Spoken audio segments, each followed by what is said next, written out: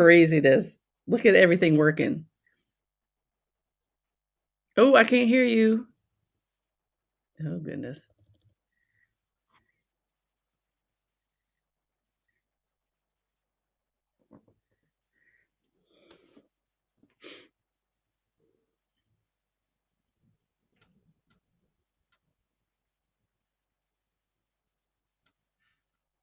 No, I see your mouth moving. I can't hear you. Can you hear me?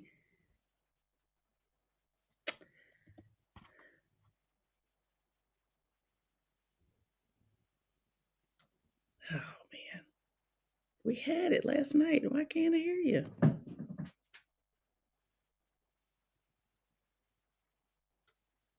I did hear that music. I don't know if the music was playing from your PC or.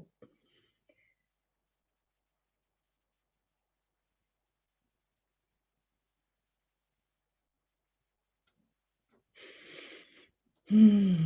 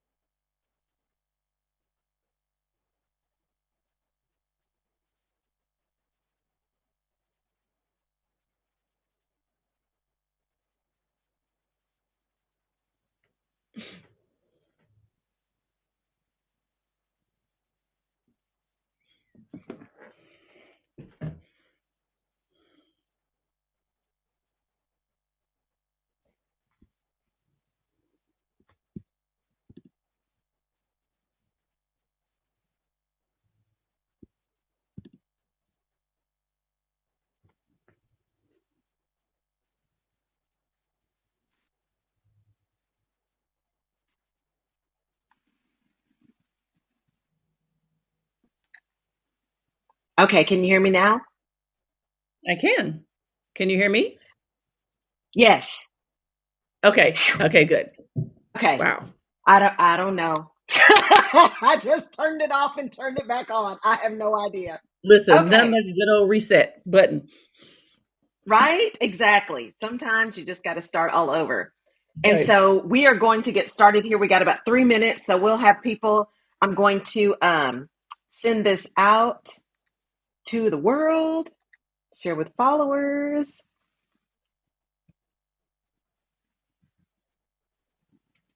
Let me turn some more lights on in here. Get a little light going. Okay.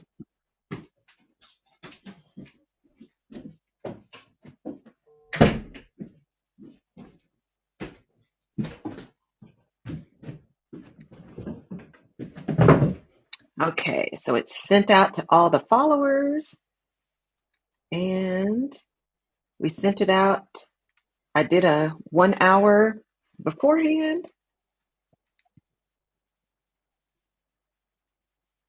All right, so that's working. Oop. And ooh,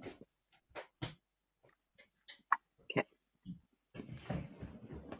yay! I'm so glad. Like it's actually working. Oh, let me change the. Let's change this.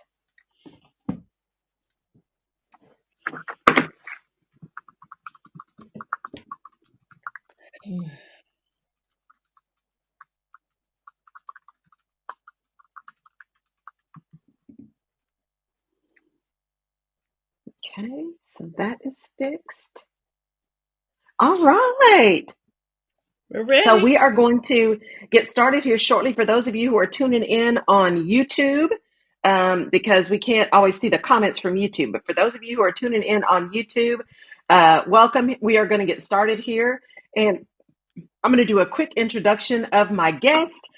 We are a couple of minutes early, but because we're on, we're just going to go ahead and get started so we can spend most of the time just talking. And for those of you who will be joining and who are listening to the simulcast or on the desktop, just know that there will also be a replay. So if you come in the middle, there'll be a replay. And I'll talk about that a little bit more as we come in. So hopefully, if you're new to Fireside, you're able to get in, get on. If you have a question, all you have to do is go into the emojis and raise your hand, make a comment, request to be on stage. And one of the ways you do that is in the circle at the bottom right that has the three dots, there will be a note that says request to speak. So you'll be able to do that and jump on stage. So I am going to welcome you first to Alignment Vision Action here on Fireside. My name is Laurel Rutledge. I am the host of your show. I am your Chief Navigation Officer and run LKR Group LLC, and have also the Rutledge Perspective podcast and the Rutledge Perspective radio show here live in Houston, Texas. And Alignment Vision Action here on Fireside on this platform is something that is near and dear to my heart, having some really fantastic guests and doing some really great conversations here as well. And I am so fortunate today to have with me Dr. Nikki Lanier, and she is the CEO of Harper Slade, which is one of the fastest growing and most highly recognized racial equity advisory firms in the country. And I met her through another organization. She came to speak with us, and she was just so powerful that I wanted to have her on Fireside and get a chance to have a conversation with her. And as you jump in to the show and ask your questions, there's just so much here. I just cannot wait for you to hear her. So, Nikki, welcome to the show. Thank you so much for being here. Laurel, thank you for the opportunity. I'm so excited to chat it up with you, and just super excited. This is my first time on this platform, like this whole Fireside deal. And so I'm loving it already.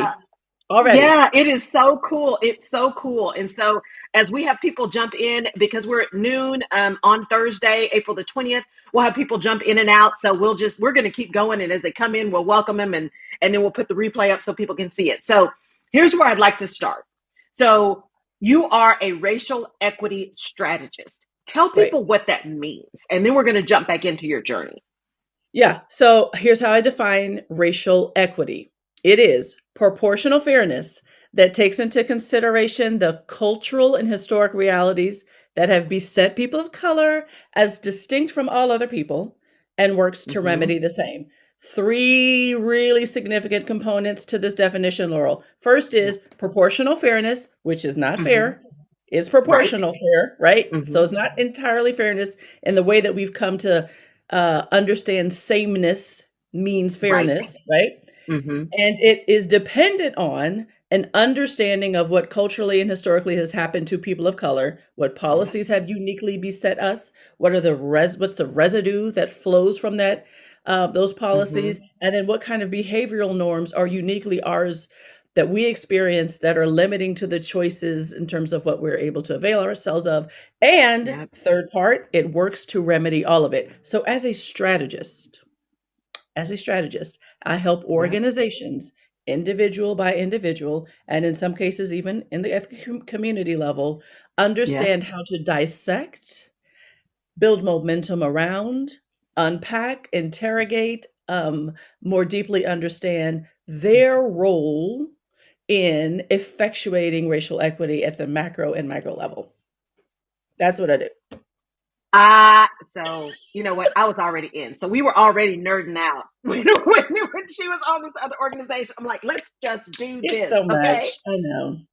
So here's the thing. I think that's important about what you just said too, that I want people who are listening, who are tuning in on YouTube, who are going to be listening to the replay.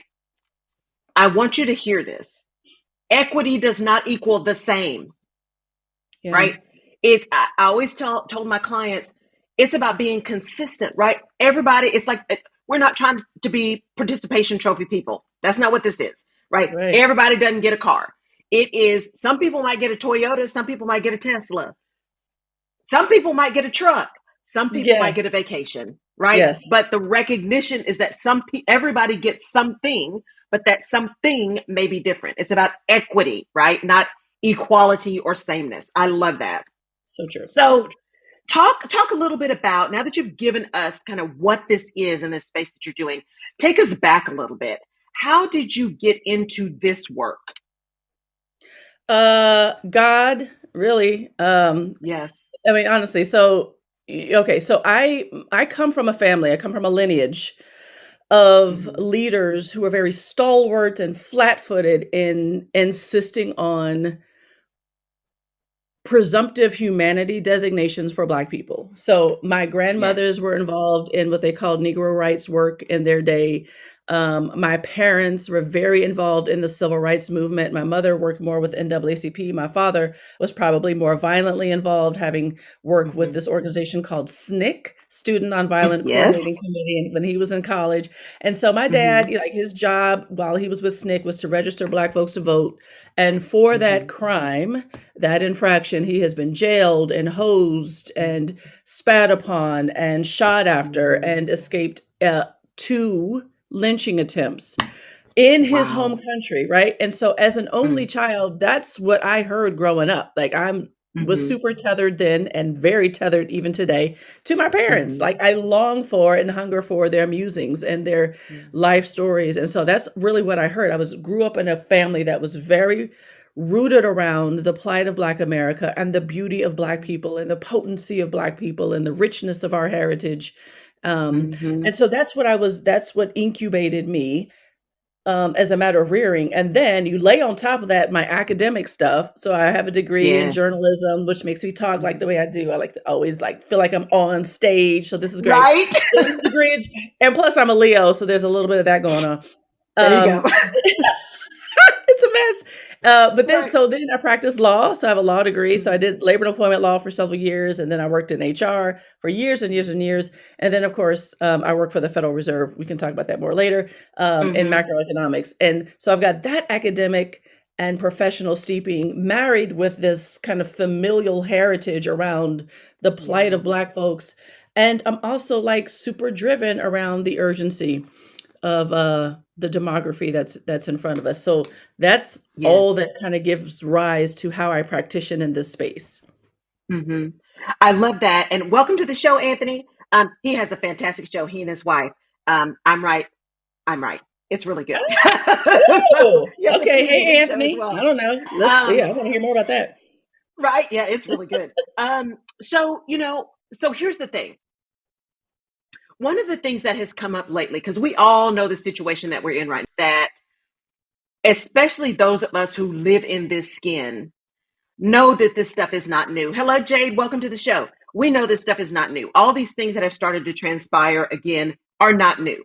Right. There was just a period of time, probably a few decades, where it just wasn't good, mature, adult behavior to let all this stuff be as public as it is now. Now, in the 60s, of course, like you said, with SNCC and everything, folks are acting out. But for those of us who grew up in this skin, this is not new. And yet, and yet, it is when we talk about equity and making changes and true um, changes to business, right? And ensuring that people understand that it is not pie. When Yeah. someone else gets an opportunity, that doesn't mean your opportunity goes away. Talk a little bit about how, when you see this space of equity and racial equity and making an impact on ensuring that we are doing what we can to address, overcome, work within, around, over, under these systemic things that we put in place or that have been put in place. What are kind of the key first steps that you tell people in positions of power and making decisions that they need to address to really get at true equity in their spaces? Oh my gosh, so many things in terms of what has to be a part of the context setting. Mm-hmm. Let me first say this. I think part of the reason why we don't see the traction that we want in D and E and I work Mm-hmm. is because we don't sit it inside of a context that is mobilizing and Mm-hmm. that appropriately um, casts the plight, right? So the plight. So we sit it inside of right thing to do or social justice Mm-hmm. or what's a sense of desiring to be good people. We sit it inside of Mm-hmm. that. Those norms can't activate with permanency inside of capitalist systems. They're just not built. Like capital isn't built to Right. respond to a social norm or social Mm-hmm. justice or a right. What are you Mm-hmm. talking about? Right thing to do. They're built Right. to right to respond to a different economic levers. And so That's one of the things that we talk with our clients a lot about is where do we sit this thinking? Where does this doctrine reside, both in terms of Mm-hmm. the strategic framework of the organization, but also in your heart and mind? The second thing is recognizing that the work is by de facto disruptive and that it Yes. is counterintuitive. So this idea, if we're honest, Laurel, the idea Mm-hmm. of Black people specifically Yeah. being presumed fully human all the Yes. time, no Mm. matter the context, without caveat, without question, and having full access to what being a full human means, Yes. that has never happened, right? So Yeah. that Yeah. we don't have black or white. Nobody has a framework for what that looks like. Even those that desire it, white people too, like who really desire, Mm-hmm. don't know what we're talking about when we say that. We've never seen it. So we got to Right. understand that what we are looking to do is inertia resetting. The inertia of Yes. our country leans toward muting and marginalization and stunting and diminishing the Yes. humanity of darker people. And so Mm-hmm. DEI work every single day works against an inertia. So that's why Yes. it can't start with, well, let's do a program or a thing or hire Yeah. somebody or have a, wear your heritage to work day. Like those Right. are kind of the perfunctory demonstrations Mm-hmm. of a desire to do something. But what this Mm-hmm. now requires, I would argue, at this dispensation in time, is not just about what we are doing, but who we are being must fundamentally be recast. Basic human to Mm-hmm. human engagements and the presumptions around humanity and choice Yes. letting, and access to choice and access to the fulsome Right. realities of our constitutional provisions, can no longer be doled out as as the folks on high determine it to be palatable. Right. So that's like Right. the work that I talk. So I don't talk about like, okay, so we need to hire this many Black folk and this many Hispanic folks, or we need to Mm-mm. do this training or do this activity. I never start Mm-hmm. there. I always start with, Right. so let's unpack what you fundamentally believe about people who are Yes. darker. We got to spend time, like Yes. months, spend time Yes. unpacking Well, that. and what's so interesting about that is, we I have some really good friends who are in the D&I space, and one in particular who, you find people, because here's the other thing when you talk about those systems, right? And the perfunctory work is all of a sudden there was this explosion of DE&I, but when you put people in DEI who have no real training, no Yep. real understanding, no real experience, because there's real work, there's real Yeah. science, there's real knowledge behind that space, right? It's just like hiring a bunch of Black people who aren't qualified and then saying, oh, see, we tried, they just didn't work. Well, you didn't really try. You just hired a Yeah. bunch of people who didn't look like you. And so when we talk about this space and about doing this work and it not being perfunctory and having people understand that, because it irritates me that now all of a sudden we got to add a B, right? We got to add belonging, because heaven forbid we like actually do the work that we need to do and what we're doing now. It's not about that D. It's not about that diversity, right? When I hear you talk about let's unpack the real issues there, it is truly about the undergirding of inclusion, because that's the hard work. The D is easy. I can go hire a bunch of people who are different genders, different looks, different languages, different countries. That's easy. I can go find them, right? Yep. Even equity, money's easy. Job titles are easy. I can in a heartbeat change that stuff, right? Because that's just a decision. But that inclusion gets at who I am fundamentally. That Yeah. gets at what I believe fundamentally. And so when you talk about starting to unpack that and really moving organizations forward so that it's not just about let's have a conversation and try to be nice to people or be understanding after a George Floyd situation, or let's try to make sure that we create safe spaces after, a big issue. When you are trying to truly deep seed it in an organization and starting to unpack, where are you finding the biggest and the deepest hurdles that you're having to overcome that maybe we as Black people, not in the role of having to educate others, but in the role of supporting the unpacking? Where are you finding the biggest the biggest challenges, the biggest hurdles? Lord.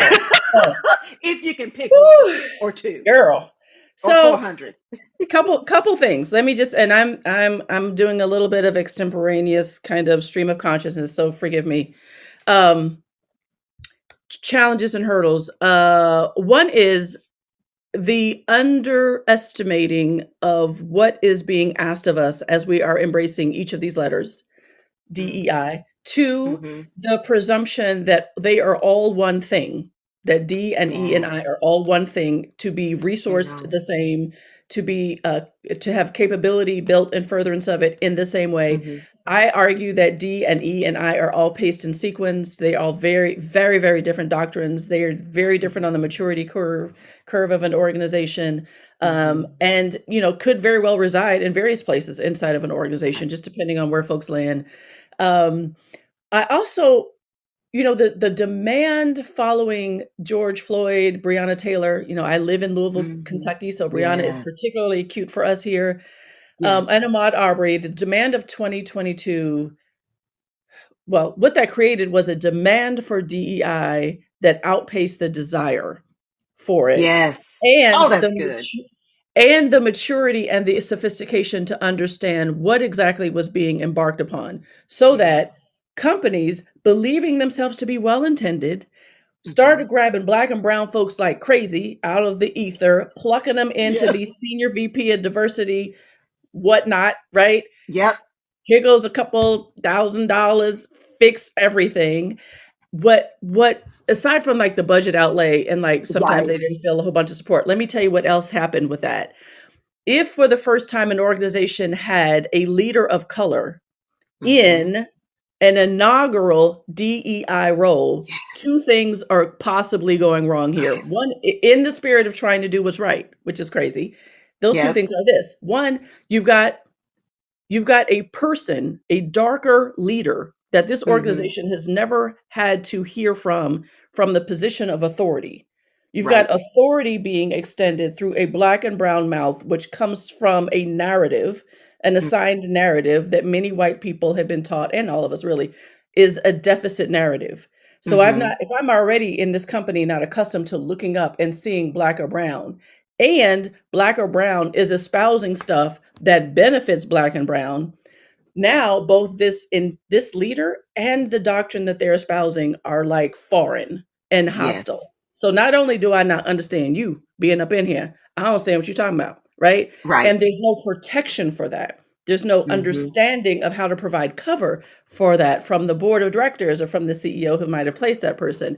So those are some of Mm-hmm. the things that I see kind of going wrong that give rise to this larger system of ineffectual DEI Mm-hmm. promulgation, because we're not quite sure what we're asking for. We're not quite sure what people must be willing to unpack inside of themselves in order to make this work.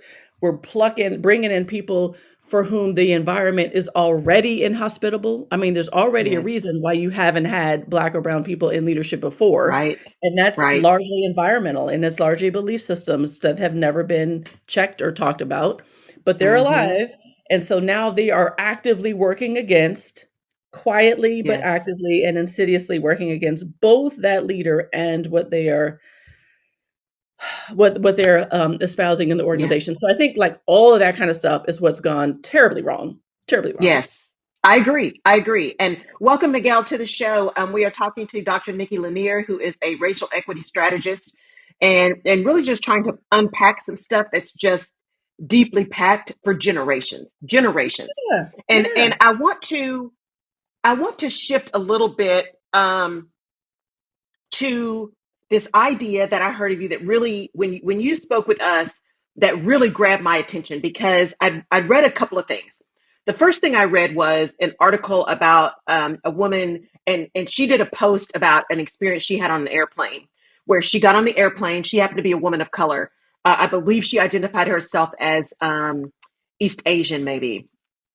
And she got on a plane, and the man sitting next to her was reading an article that was about DE&I, and it was one of those articles that was kind of anti wokeism, those kind of things, one of those appropriated articles.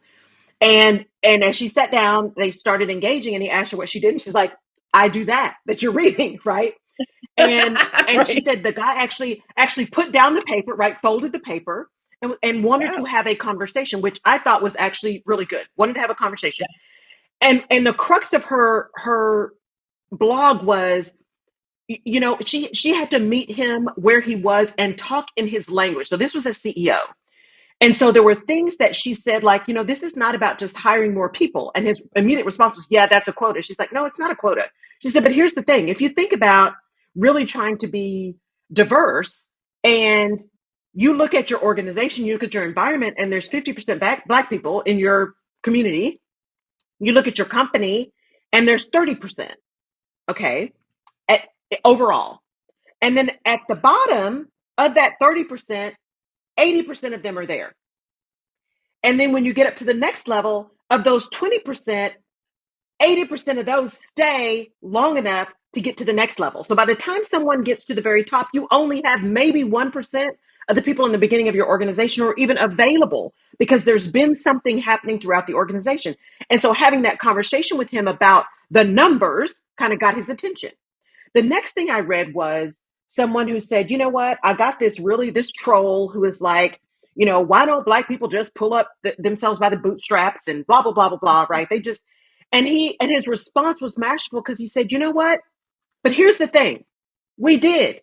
If you think about what happened right after the Civil War, right after slavery was abolished, there was, Black Wall Street. There was Tulsa, right? There was all of these places where Black people were thriving. We were getting elected to places. We were running things. We had stores, we had schools, we had all of these things, until plantation owners realized, we brought all them over here. Now there's more of them than us. We got to find a way to make sure that they don't take over, right? And so then you started getting all these institutional kind of things of indentured servitude and stuff that we couldn't battle. The And so sharecropping. Yeah. when you Yeah. were exactly, and so when you started talking to us about the numbers and economics and this time you had at the Federal Reserve, right, and meeting people where they are, not giving them a pass, but understanding where they are in order to make a significant impact in this inertia. Talk a little bit about that journey of facts, or that book of facts around this whole kind of diversity and inclusion piece from an economic and going concern perspective for business. Yeah. It is unimpeachable data, an unimpeachable Mm-hmm. fact that the country is browning. We are becoming Mm-hmm. blacker and browner, not whiter.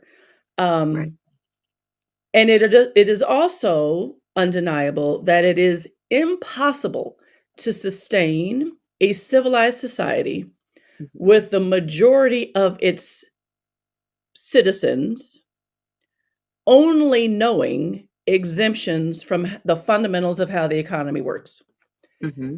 2045 is a year that we've probably all heard that by then, Yes. Black people and Hispanic people specifically will make up the majority in the available workforce. Mm-hmm. Um, since policy makers, i.e., fiscal policy, Congress, Mm-hmm. monetary policy, Federal Reserve, have been thinking through policy making in modern day, one of the first inquiries that's explored is, how is the middle class doing? Right? So I Yes. know from my days with the Federal Reserve, we Mm-hmm. would look at, in terms of thinking about monetary policy, like interest rates up or down, yay or nay, how are we going to Mm-hmm. advise our bank presidents on how to vote at the FOMC meeting? The question always was, okay, first place we're looking is what's happening in middle class, what's happening with saving Right. and spending, what's happening with consumption, with higher education rates, home ownership, all the things that are indicators of like, oh, so there's healthier is not so healthy. Because we Right. know that where the middle class goes, i.e. median income earners, usually that's where the rest of you can have some indication of how the economy performs. Mm-hmm. We have always had, as a country, white people buoying the sustenance of the middle class. Mm-hmm. They are, in many ways, the most unencumbered group of people to enter into any economic strata. That's not to say there aren't Mm-hmm. encumbrances. So before your Right. callers start tripping about that, that's not what I'm saying. Right. What I'm saying is, in terms of systemic, race-based, policy-rooted Mm-hmm. encumbrances, that Mm-hmm. prohibit or limit your ability to move with economic vibrancy. White people have, by and large, not had to face that in the way that every other race has, Mm-hmm. especially Black folks and Mm-hmm. especially Hispanic folks. So when we think about 2045 will be majority, minority in the available workforce, and we Mm-hmm. know that whomever is the majority in the available workforce must also be well represented in the middle class in order Yes. for fiscal policy like theories and formulas to work and monetary policy theories and formulas to work. It Yeah. begs it not begs the question. It requires the accelerated amplification of Black people and Hispanic people into the middle class right Mm-hmm. now. Now. This is just 22 years away. And Yes. so, why I say that there's urgency around this, Laurel, is because we know, and this is not the world according to Nikki, this is the world according to theorists, academics, and folks who are well studied in this area, Mm-hmm. i.e., Federal Reserve and larger Right. uh, consulting institutions. We Mm-hmm. know that the biggest encumbrance, the biggest impediment, really, for Black people and Hispanic people to enter into the middle class is the way that we experience racism at work. Yes. Hands down, that is it. Yes. Um, Mm-hmm. and because so much of the way we uniquely experience performance reviews, the way we Mm-hmm. experience opportunities to grow and to be developed, exposure opportunities to leaders who can make decisions on how and when our income is going to be increased. Right. Um, all the raises from all those things are filtered through the lens of bias and Mm-hmm. prejudice that we can't talk about at work because it's Right. just been historically too difficult. Um, that has been the largest impediment to us moving into. So it is in white America's interest that Black and Brown America thrive. And so for that reason, that's why I focus my work on my firm on racial equity, Mm-hmm. because it is the Mm-hmm. remediation. It's not just stopping the bleeding of racism, it's treating the Right. now infected wound that it has left so that we Yes. all win, right? We all, it Yes. is really white people have got to be leaning into this work, not as an indictment of their whiteness or as Right. a declaration of their being horrible people, because the Right. reality is we've all inherited racism. Like we didn't, nobody here created this Yes. thing. Nobody here created it. We all Mm-hmm. inherited it. And Yes. if we're not working against it every single day, then we're feeding it. Like there's no Yes. neutral. You're either feeding it or working against it. If you're doing Yes. nothing, then you're feeding it. So Yes. that's what we've inherited. That's all we know.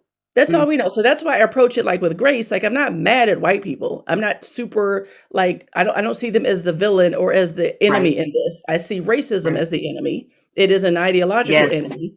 And for that reason, because it is taken from all of us, white people included, Mm-hmm. not as Mm-hmm. acutely, clearly, but Right. I mean, they get smacked around by racism too, or the Yes. impact or the effects of it. So we Mm-hmm. all got a right to be mad at it equally. Yep. We all got a right to and an obligation to remediate it, right? But we first got to Mm-hmm. acknowledge it. And we also have to understand that a bunch of fairness now, equality, is not going to disrupt inequality. You Right. have to look at there's no way to remediate years of unfairness Right. except for more years of unfairness. Right. Well, and that's so. God, oh, this is just so deep. This is just so deep. So here's the thing. I don't. It's like I don't even know which question to ask next. So here's the deal. If you think about that, right? This is years of institutions, policies, practices that are built built to Yeah, be exclusive, not inclusive, built yeah, to be that way, right? When you talk about gentrification, when you talk about redlining, when you talk about what happened with housing after the after World War II, World War right? With II. all of Yep. the GI Bills, when you talk about all of that, and yet on the other side of that coin, you've got Black women being the most highly educated people in the US, right? The most highly educated. You've got women in general becoming or having the highest percentage, I think it's 51 to 60%. I've seen it kind of waffle of new startups, right? Of entrepreneurship. And yet, so we've got these things where people are saying, you know, corporate isn't it just isn't working, right? All of these senior level women are choosing to exit at their senior level roles, right? It's not working, so we're getting out. So if you play out 2045 and lay on top of that the real challenges to corporate institutions that have an inability to do the hard work to upend those institutionally challenging things that are directly in the DNA, what happens? Right? So we've got this new population that's going to be the biggest percentage of the workforce, but how do you keep a GE, a Tesla, an Apple, right? A Google, an Amazon if people are saying, you know what, I'm just not.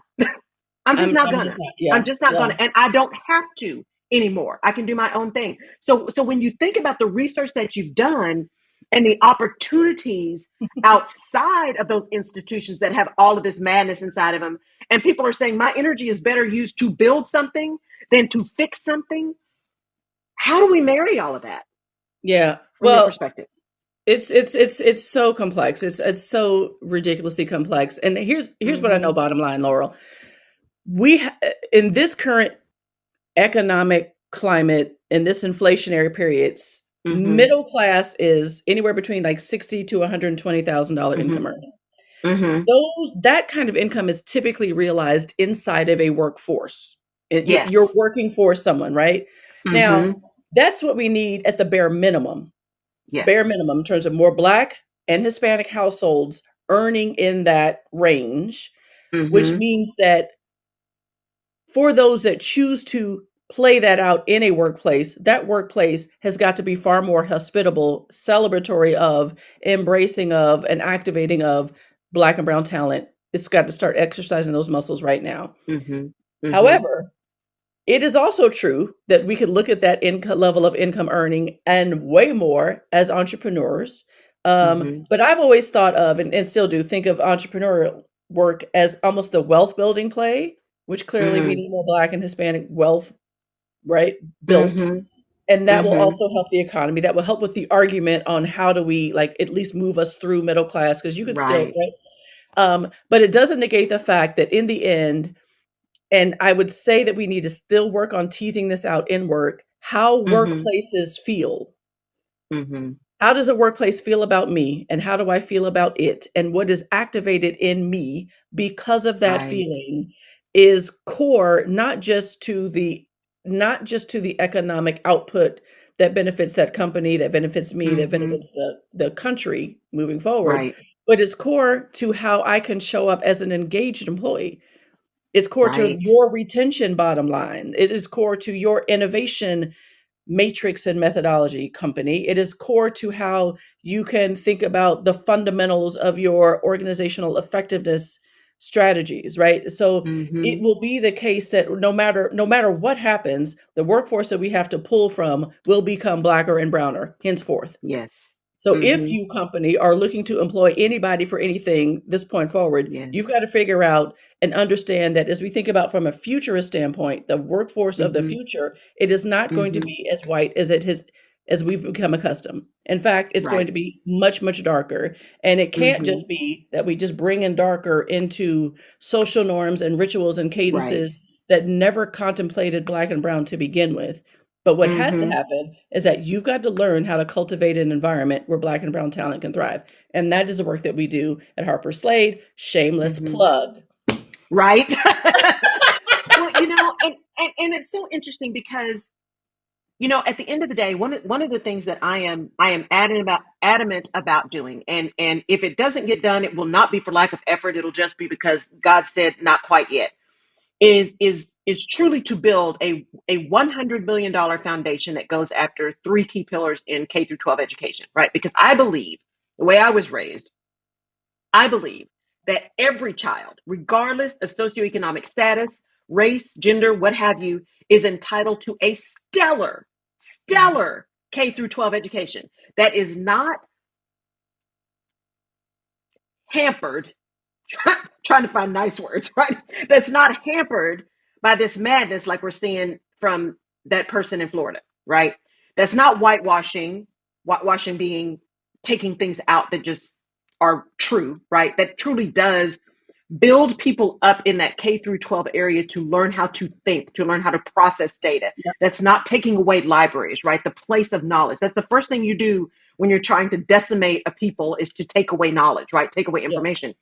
And so, for me, that is one of the things that is just my whole spirit is just saying this has to be done because everybody's entitled to that. And yet, when I think about the education system, when I think about housing, when I think about access to capital, when I think about how many organizations I was in where I watched leaders who looked like me, because I was one of only two senior executive Black women in a global company of 17,000. 17,000. There were two of us, right? When I see that and the kind of roles that we get that are cleanup woman roles with no budget, right? All the people that they've been trying to get rid of for 30 years, and all of a sudden you're supposed to fix it. Those deep seated institutional quagmires of crap Yep. that just say, you know what? We can't fix this. This we need to just blow up and start over. How do you, in this area of racial equity, and this is probably more of a personal question than a factual question, how do you continue to have that energy to say, we have to keep working to remedy, because we can't start over everywhere, right? We have to keep working to remedy. And here's how I get the energy to keep working on remedy, as opposed to, you know what, forget it. We're going to move over here to folks who are really ready.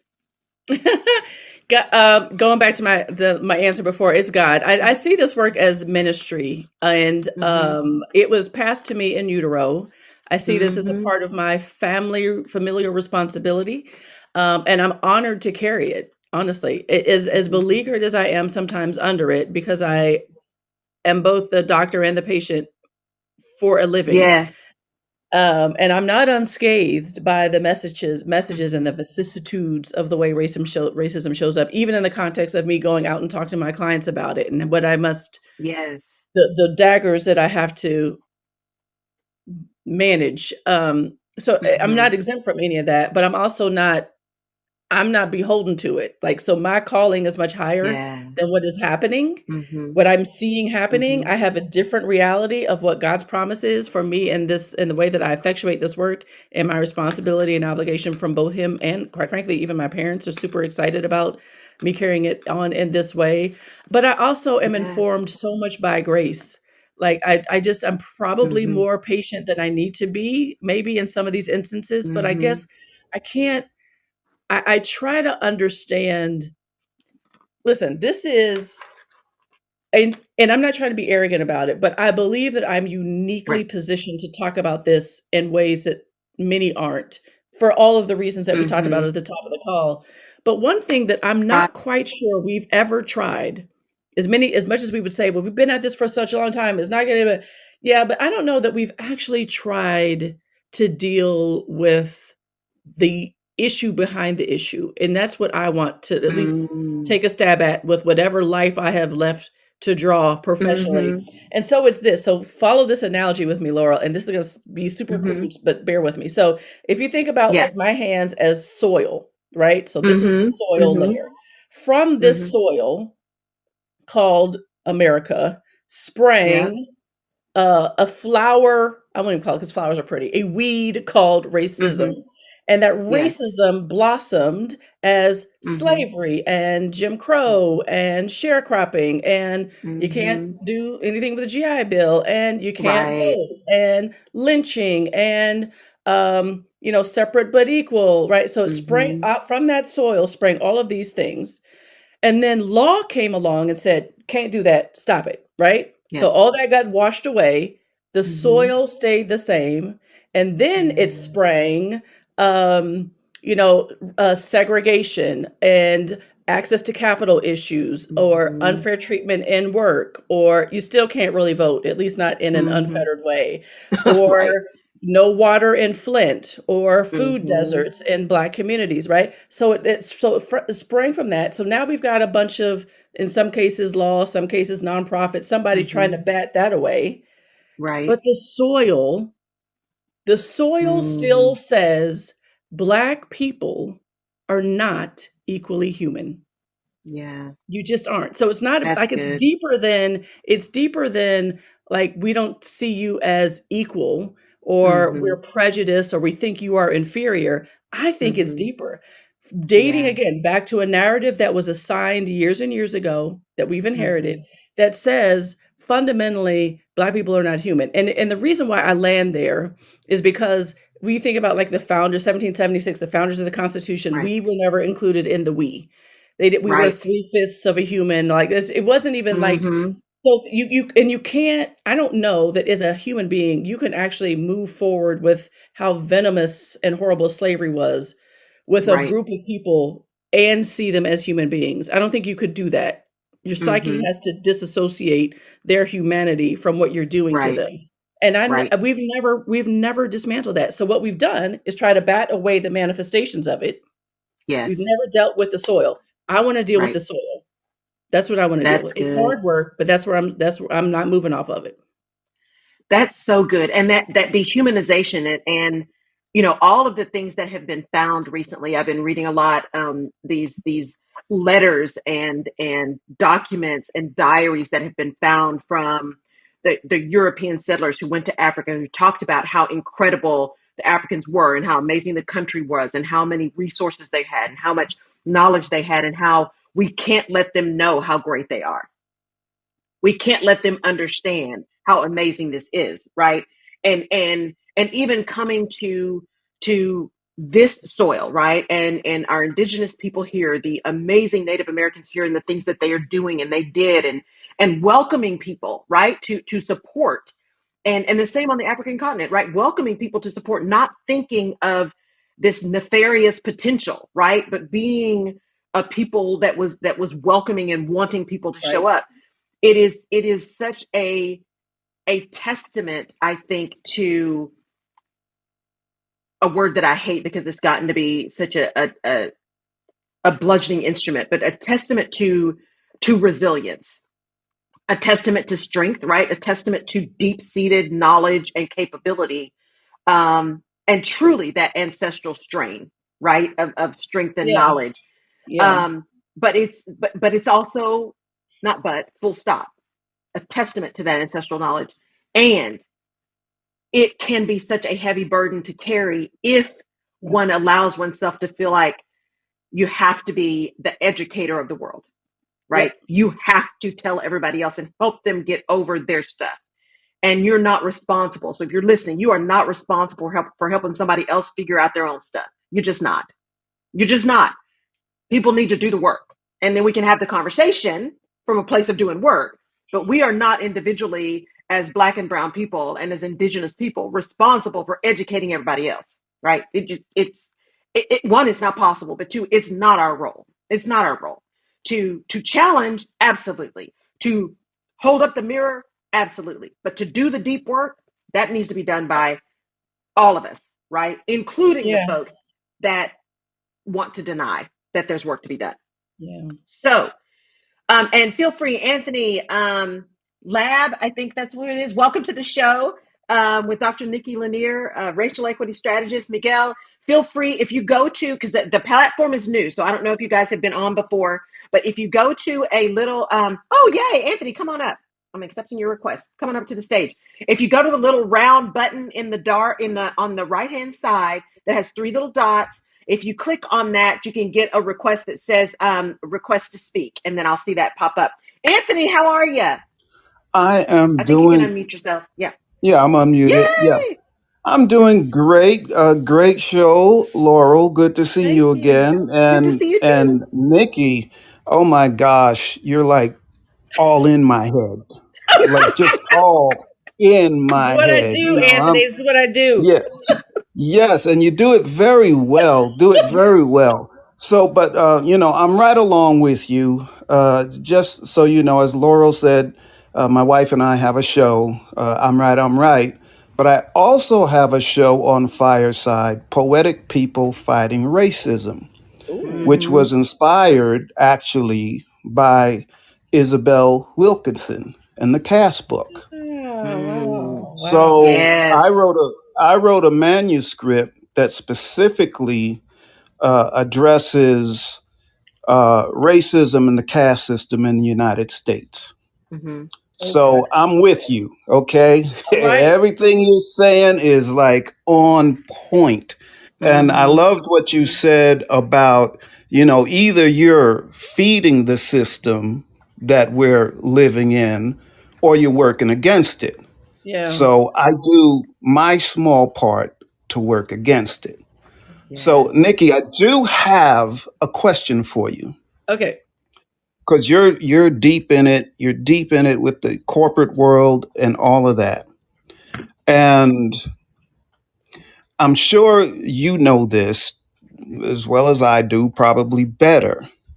So you go into all of these corporate environments, and you touched on it a little bit, and you teach them or you how to go about it, um, in DEI. Now, here's the thing that I know, and again, you touched on it. You can go in there and you break everything down for it, for the situation and all that. And they say, yes, yes, we're going to do that. They implement all of these things. But after you're gone, they may implement everything.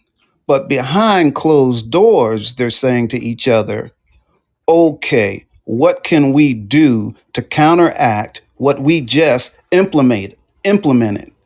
Um, because every time we move forward a little bit, they're going to think, how can we slow this progress down? How can we put a stop to what we've implemented to keep us in place, to keep Black people in place, and to keep white people in place in their place of power?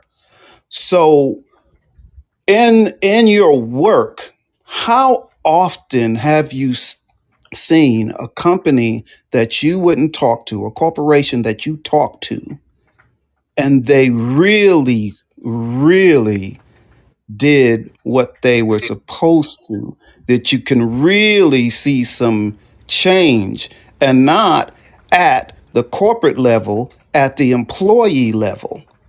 How often do you see that really happens? That's a good question. Uh, yeah. So thanks for that. So I think let me push on the question a little bit, Anthony, or maybe the presumptions under the question. Only in that, in my experience with the clients that we've had thus far, um, we don't.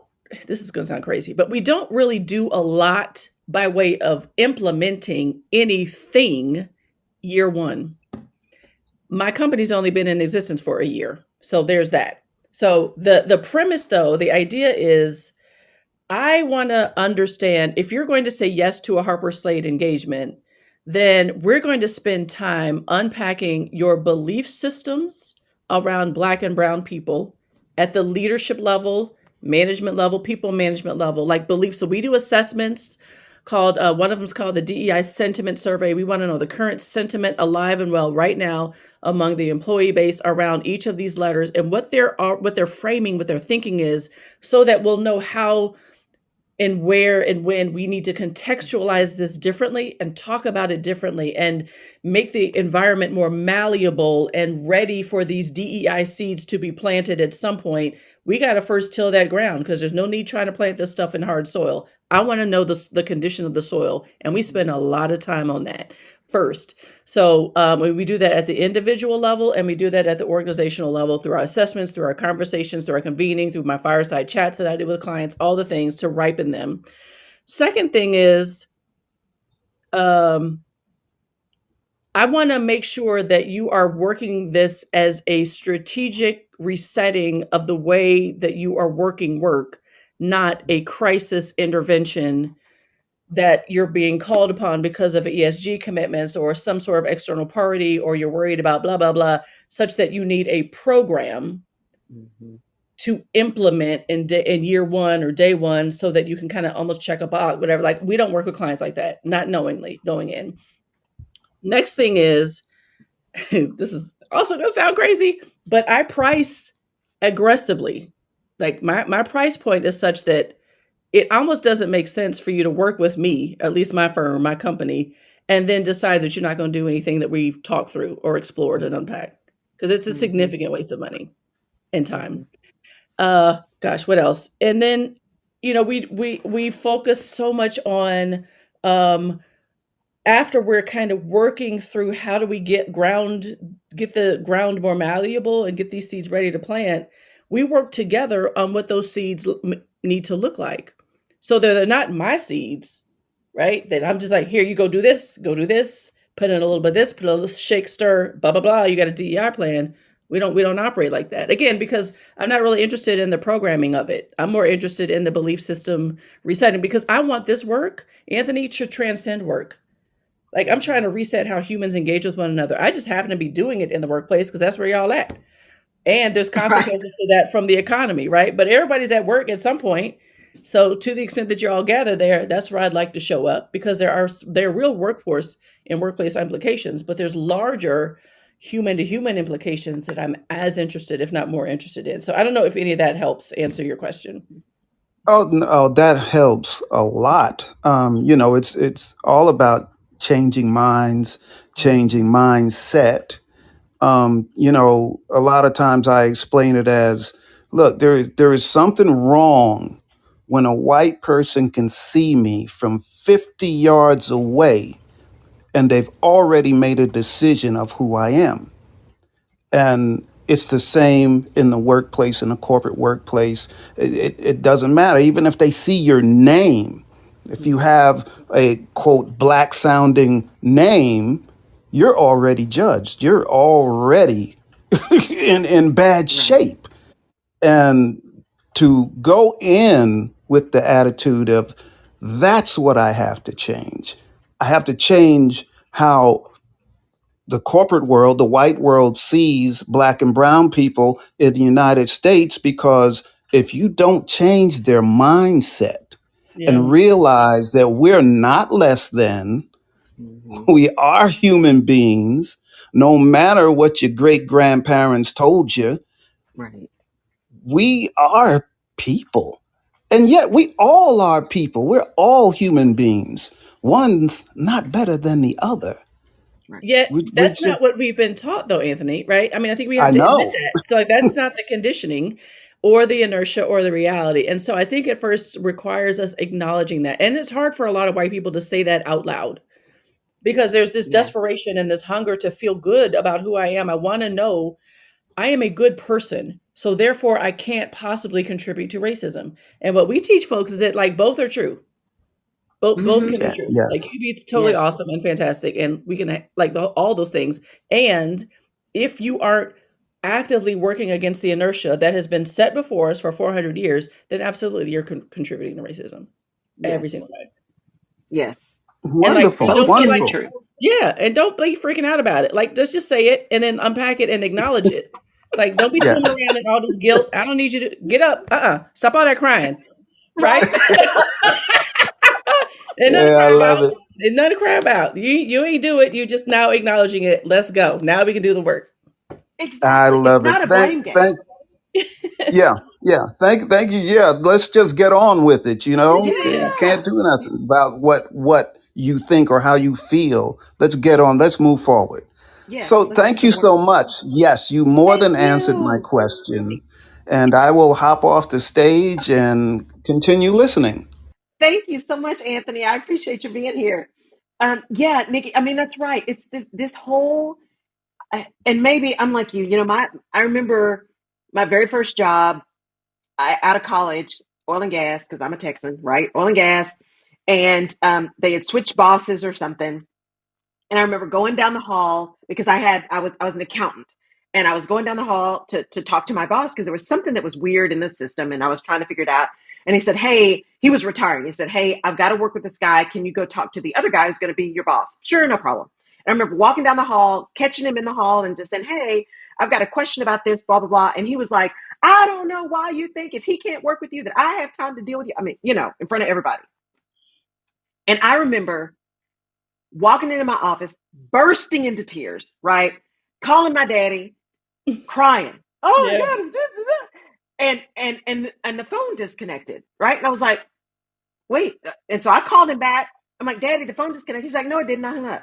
I'm like, wait, what? Right. And he's like, I need you to stop all that crying. He's like, Yeah. no, no, no, no, no, no. He said, that's not what we do. He said, I need you to get it together. If you're that upset, go find a bathroom, go find a closet, go find somewhere and let that out and then come back and figure it out. He said, because that's not what we do. That's not what we do. And so I remember from that experience of being, it's not about not being emotional, right? But it is about channeling those emotions into action. So you can be upset all you want to, but what are you going to do about it? Yeah. What are you going Yeah. to do? Because emotion doesn't get me anywhere other than just more emotional, right? And so I think that's Yeah. really important what you said. So as we get to the top of the hour here, Nikki, I want you to tell people a little bit more about Harper Slade, where they can find you, this fantastic thing you got going on, because I want to make sure we have that live and then in the replay. I want people to know how to get to you and to engage in this new thing you're doing. Yeah, I'm excited to talk about the new thing. So let me talk about Harper Yeah. Slade first. So we, again, racial equity advisory firm. We're based in Louisville, Kentucky, but we have clients all over the world, and would love to have any of you among our client cadre. We do racial equity assessments. We do sentiment surveys to help you understand what the climate is in your organization. We do lots and lots of speaking inside of organizations. We give context to strategic priorities, like strategic offsites and all employee meetings. We have training programs, one called The Garden. We have a program called In Residence with Harper Slade. That's for leadership. Oh my gosh. Just all the things that help you think about the advancement of racial equity in the workplace as an economic imperative. So that's super, super important. But the new thing that Laurel is referencing is that we are also launching a new coaching program specifically for white women. So one of the things that we've noticed is that while we're doing some really great work inside of workspaces, most of us go back home to segregation, to sameness, to familiarity and predictability, and we don't have a lot of chances at home to practice what we're learning at work around race and equity. And so Right. it's important that we be able to practice and be what we're becoming at home. And we also know that there are a number of white women specifically out here, because white women, as you said, are really growing in our power and our potency, and we're super prolific, all the P's, and how we're showing up in all the spaces that we hold and our workspaces at home and our community. The way women sit the position of authority and influence is super powerful. I want to be able to work with inclined white women who are really interested in moving this work forward and becoming greater racial equity strategists at home, at work, and in community to supplement the work that we are doing inside of workspaces. So we're launching this new program called the Rare Woman Collective. RARE is an acronym. It stands for Radically Advancing Advocacy for Racial Equity. We have our kickoff conference in Louisville, Kentucky, November 2nd through 4th. So any of you all interested in that, please let us know at admin@harperslade.com. You can also reach us there for other Harper Slade work. Our website is www.harperslade.com. I also have a website, nikkilanier.com. I'm on social media, all the things. I'm trying to All get the my things. TikTok going. I don't know anything about TikTok, but I'm trying to get on there and do something. But the other ones are far more robust. Like LinkedIn's more robust. Yeah. Facebook, Instagram to a degree. TikTok's a little bit of a mess right now, but we'll get it Yeah. together. Well, I just deleted my TikTok account after talking to a cybersecurity expert, so I am no Oh longer Lord. on TikTok. Okay. All right. So Well, I maybe just, so. but people love it, but I just, and I just needed an excuse to get rid of another platform, right? So, Yeah. so that was just giving me another reason to say, yeah, I'm not going to do TikTok. Totally I get mean, it. the right? Cybersecurity stuff is real, but it was another reason for me to say, yeah, no, I'm not going to do that. So I'm going to put into the bio. So when you guys see the show notes, you do see Nikki's bio, but I'm going to shorten the bio so I can put in there these links to her so you can find her and pass on the replay because it will be up there. If you are listening or tuning in on YouTube or on the desktop platform, thank you so much for being here and for sharing this time with me and with Dr. Nikki Lanier of Harper Slade, the CEO of Harper Slade, racial equity strategist. This has been such an amazing conversation. And if you are in an organization, you're working somewhere right now that you know you know that you know that you know could really use this level of expertise. Because again, this is not just a gut thing. This is real. There's real data here. There is real economic science behind this, right? This is real work. And if you are in an organization that could really use some of this, reach out to Nikki and to Harper Slade, and I'll have that information in the replay in the bio, and I'll put the replay up here in the next couple of days so you guys can get it. And also, I will put it in the notes on YouTube. So, Nikki, thank you, thank you for being here. It's been so awesome, and we're just gonna have to do it again. Yeah, I'm down whenever you're ready. Yeah. Whenever you're ready, Laurel. This has been wonderful. Thank you so much for the opportunity. Absolutely. And for all those of you in the audience, thank you so much for being here. I truly appreciate it. Anthony, I'll be catching your show again.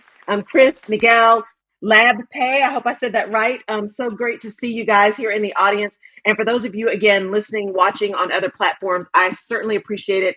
Catch me on Alignment Vision Action here on Fireside, generally every other Thursday at this same time, 12 noon Central.